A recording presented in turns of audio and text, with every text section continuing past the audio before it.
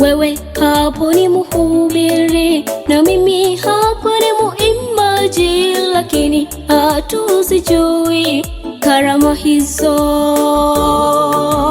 alizotupatia ili tuifanye kazi yake kwa umoja ndani ya kanisa la Mungu.